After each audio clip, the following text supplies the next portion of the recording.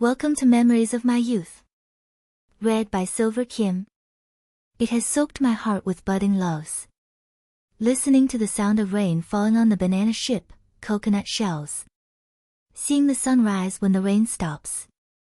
I love it so much that I know for the first time that I love rain like I love something close.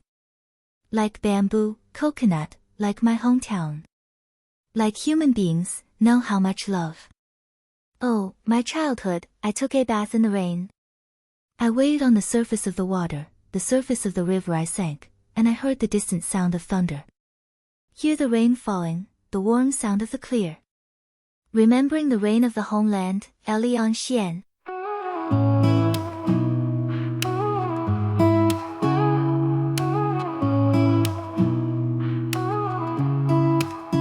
Mưa rơi trên phố bóng em lướt qua như làn sóng xô cuốn theo nỗi nhớ, lặng im chờ đợi trong từng cơn gió.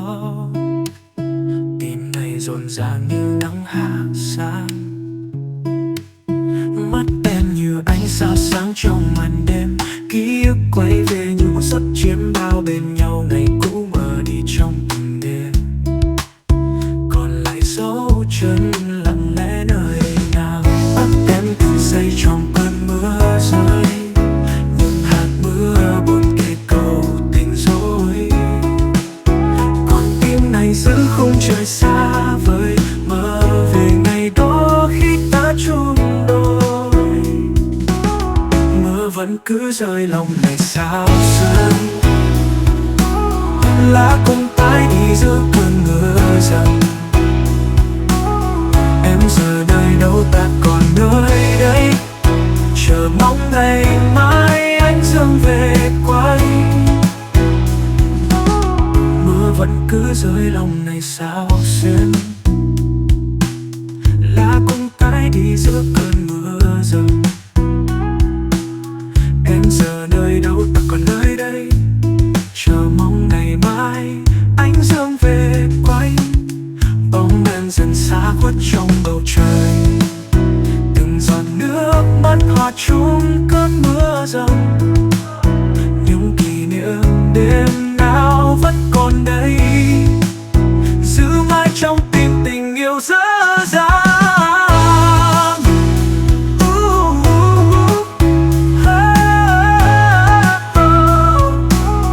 Nhớ em từng giây trong cơn mưa rơi, những hạt mưa buồn kể câu tình dối.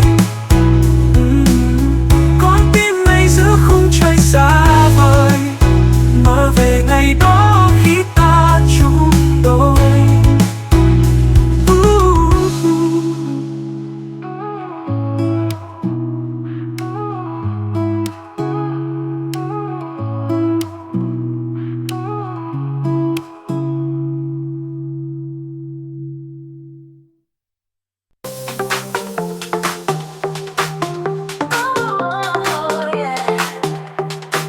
Lights flicker bright,